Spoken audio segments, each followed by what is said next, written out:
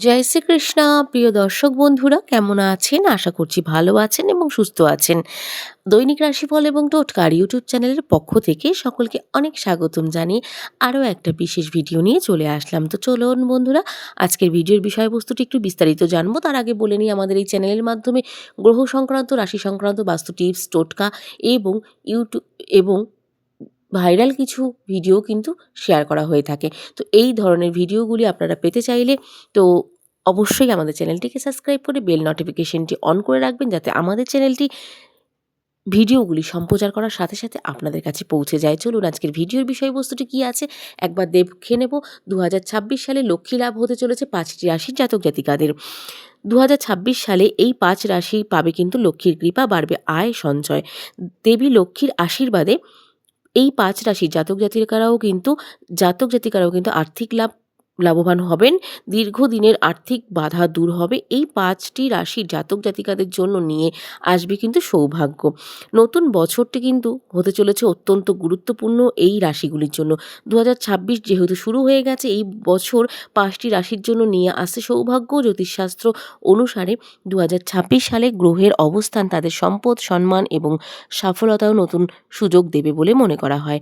দেবী লক্ষ্মীর আশীর্বাদে এই ৫টি রাশির জাতক জাতিকারাও কিন্তু যে কোনো ক্ষেত্রে আর্থিক লাভবান হবেন। দীর্ঘদিনের আর্থিক বাধা দূর হবে। চলুন জেনে নেওয়া যাক এই ২৬ সালে কোন কোন রাশির জাতক জাতিকারা দেবী লক্ষ্মীর কাছ থেকে বিশেষ আশীর্বাদ পাবেন। প্রথমত যে রাশিটি রয়েছে সেটি হচ্ছে বৃষ রাশি। বৃষ রাশির ক্ষেত্রে ২০২৬ সালে আপনার জন্য একটি সোনালী বছর কিন্তু হতে চলেছে।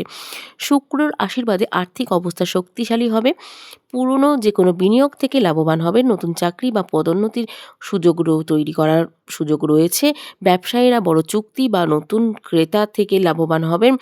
বছরের মাঝামাঝি সময়ে বড় খরচও কিন্তু হতে পারে। সিংহ রাশি রয়েছে দ্বিতীয়তে। ২০২৬ সালে সিংহ রাশির জাতক জাতিকাদের জন্য সৌভাগ্যের বছর হতে চলেছে।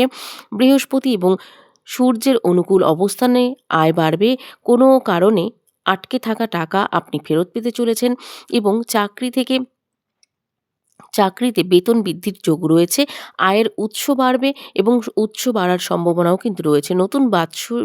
নতুন ব্যবসায়িক চুক্তি বা প্রকল্প শুরু করার জন্য এটি ভালো সময় কিন্তু হবে বলে মনে করা হচ্ছে। দেবী লক্ষ্মীর আশীর্বাদে আপনার ঘরে সুখ এবং সমৃদ্ধিতে ভরে উঠবে। এরপরে যে রাশিটি রয়েছে সেটি হচ্ছে বৃশ্চিক রাশি। বৃশ্চিক রাশি এই বছর বৃশ্চিক রাশির জাতক জাতিকাদের ঋণ থেকে মুক্তি পাবেন এবং আপনার সম্পদ বাড়বে। শনি এবং বৃহস্পতি একসঙ্গে আপনার আর্থিক অবস্থা শক্তিশালী করবে। ব্যবসা এবং শেয়ার বাজারে জর্জরিত যদি হয়ে থাকেন, অপ্রত্যাশিত লাভ কিন্তু যারা জড়িত রয়েছেন তারা কিন্তু অপ্রত্যাশিত লাভ পেতে পারেন। নতুন উৎস থেকে অর্থ প্রাপ্তিরও যোগ রয়েছে। নতুন কাজ বা ব্যবসা শুরু করতে পারেন আপনারা। খরচের হ্রাস টানুন। তাড়াহুড়ো করে বিনিয়োগে এগিয়ে চলুন। যে কোনো ক্ষেত্রে তাড়াহুড়ো করে বিনিয়োগ এড়িয়ে চলুন। তো চলুন এরপরে যে রাশিটি রয়েছে সেটি হচ্ছে ধনু রাশি।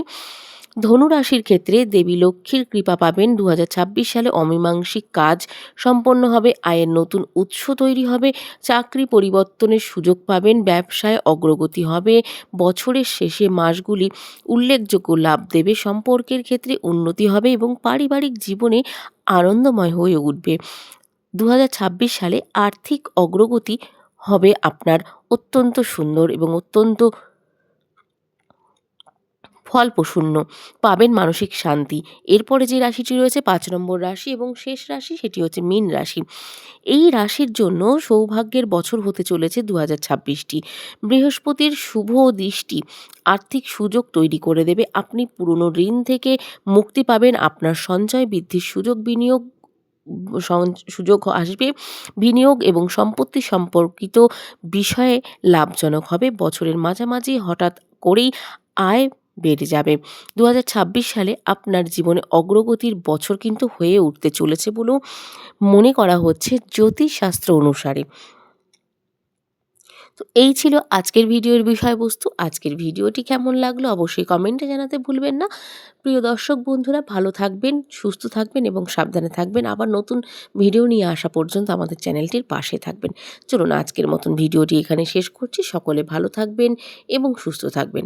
সকলকে আজকের মতন রাধে রাধে।